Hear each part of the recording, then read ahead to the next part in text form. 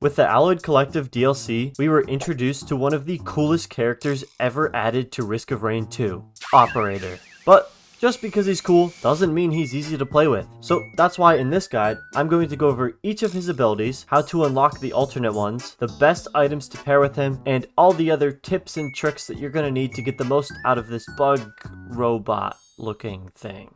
Starting off with his passive, Drone Tech. This allows Operator to start each stage with 2 drone companions. You can choose between a combination of the gunner drone, healing drone, or transport drone. And these drones alternate between hovering by your side, where they will only fire when you activate them. Otherwise, they'll fly around freely, shooting as they please. The drones will repair themselves automatically when they get downed, and they can be upgraded at a drone combiner station by combining them with their standard drone counterparts. To unlock the transport drone, all you have to do is recruit 5 different drones in a single run. Of all the challenges, this is by far the easiest one, because all you have to do is pick up 5 drones. Gunner turrets, squid polyps, and the 2 you start off with don't count, but other than that, the rest are fair game, so you should definitely be able to get this one done before you reach the 5th stage. The transport drone is definitely my favorite one they've added. I just think it's so silly when it just yoinks an enemy from right in front of you and then drops it on its head. Next is Operator's primary, H311 OCR Custom, which fires a pistol shot that deals 150 to 600% damage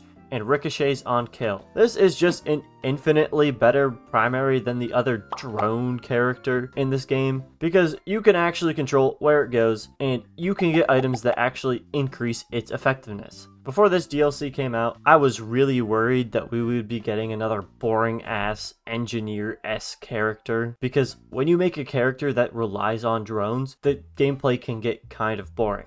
But they actually did a great job with it, and this primary is a good start. Moving on to the secondary abilities, the first is Admin Overdrive, which allows you to command a drone to activate its special skill. It stores a charge for each drone you control and has a 4-second cooldown. Each drone has their own unique attack type, and when they use these special attacks, they inherit the items you have. It is important to note that the Gunner Turret, Squid Turret, Quiet Probe, Delighted Probe, and Best Buddy don't count as drones for this ability, but all the other ones are fair game. And because your primary is on a cooldown, the more charges your secondary has, the better it becomes. So you should be getting as many backup mags as possible, and since you're going to be spamming your secondary, you should also get Luminous Shot, so that when you use your primary, it is much more powerful. The alternate secondary is CMD-SWARM, which calls your drones to enter target painting mode and ram into enemies for 450% damage. This one only has a 3-second cooldown, and critical strikes cause enemies to ignite. So on top of those backup mags and luminous shots you're going to be grabbing, you should also get Lensmaker's glasses as well. To unlock this ability, you have to kill 4 different types of monsters with a single ricochet. And you would think that this one would just happen naturally if you just loop through far enough, but unfortunately that's not the case. Alright, fuck it.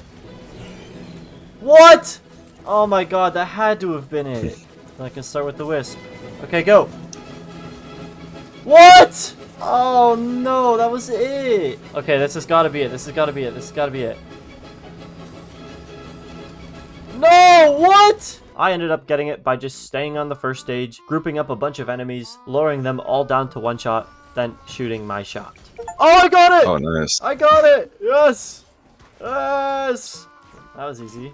So what you really should do is add the Artifact of Command so you can choose your items, the Artifact of Glass so you do more damage, the Artifact of Swarms so more enemies spawn, and the Artifact of Dissonance which spawns enemies outside of their environment. Then all you have to do is grab some damage items, group up the enemies, and there you go. If you're struggling to stay alive, you can remove the Artifact of Glass and just focus on picking up a bunch of crowbars before killing the enemies. And you should also go into the run with either both mending drones or one of each and just keep your gunner drone at your side, because otherwise it's gonna ruin it. Next, we have Operator's Utilities. And the first is Ascent Protocol, which allows you to command a drone to lift you into the air for a controlled fall to the ground. If done correctly, you can reactivate the ability by jumping to another drone in the air, and jumping does cancel the flight, but you can still grab another drone after you jump.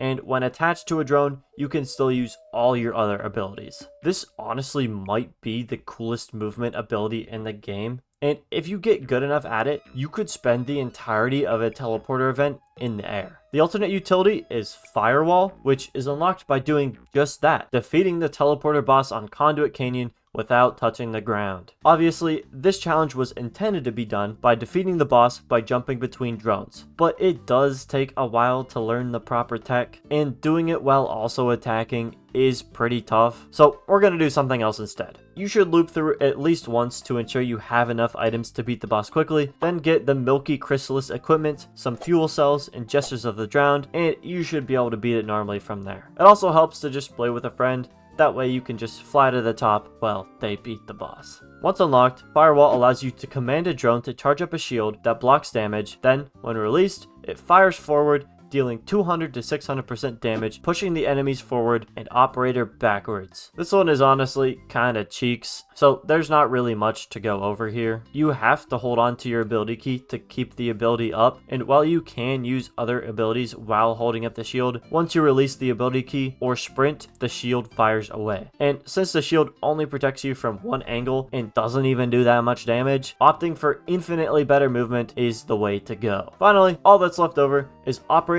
special abilities, with the first being Ejection Core. This launches a drone that knocks enemies into the air for 300% damage and causes them to be nanobugged until they hit the ground. It uses the currently equipped drone to activate the ability, and it launches all enemies upward, including operator. Nanobugged is basically a fancy way of saying that the enemy is stunned, but additionally, it means that their vertical momentum is paused as long as you keep directly hitting them with your skill moves. This is how you can unlock operator's alternate special ability, Amp Core, which is unlocked by keeping an Elder Lemurian airborne for 10 seconds. Now, this one sounds absolutely miserable, and for me, it was. Restart. No! No, you bitch! Okay, mister. Boing. No, I don't want to go up with him. Fuck. What the fuck? It doesn't stay. He doesn't stay! Does the breaching fin not keep him? No! Oh, there's one underneath you. I fucking died! There's a couple. Like, look it. He's not even bouncing up. What is the That's purpose weird, of I this don't know. entire experiment? Bounce up!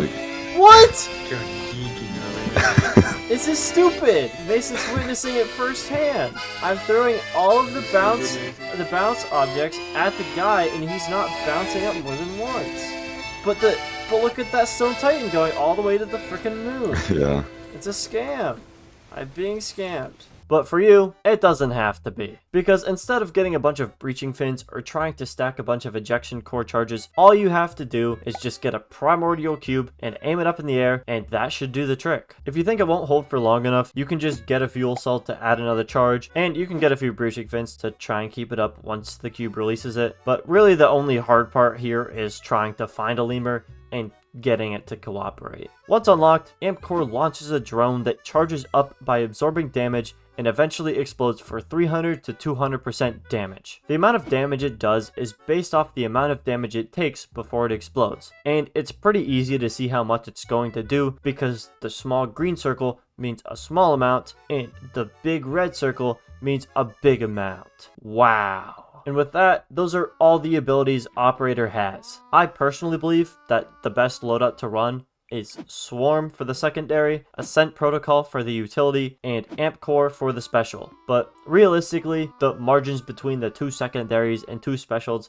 are so small, it doesn't really matter which ones you choose. Admin Overdrive is probably better if you plan on looping multiple times, just because you're going to be coming across more expensive drones, and Ejection Core is honestly just as good. I just like the really big explosion. Now, all we have left to go over is the best items for Operator. Starting off with the gray items, backup mags are great, as your secondary is going to be your main source of damage, so the more charges you have, the better. Hiker's Boots are one of those items that I feel like they were made for Operator. Striking enemies from a higher elevation grants a higher critical strike chance and damage, and because it's so easy to get above enemies and stay above them with Ascent Protocol, getting Hiker's Boots seems like a no-brainer. Soldier Syringes and Mochas aren't a bad idea because sometimes drones scale off attack speed. Crowbar is great for ricochets with your primary attack, and of course all the proc items like tri-tip daggers, ATG missiles, and ukuleles are great because your drones can acquire those effects. On top of the proc items, some other notable green items are the box of dynamite, which is another one of those items that feels like it was made just for operator, as it gives you a new drone with one of the best M2 abilities, and it buffs all of your drones, which you will already have a lot of. Luminous shot, which we already mentioned before, pairs perfectly with backup mags and makes your primary attack so overpowered. Both bands are always a great pickup, and getting a feather is always not a bad idea to help you jump to other drones easier. Moving on to the red items, spare drone parts is probably the best item you can get, as you should already be getting every drone you see as operator, and this just makes them infinitely better. And the laser scope is a pretty good pickup as well if you plan on going with the swarm crit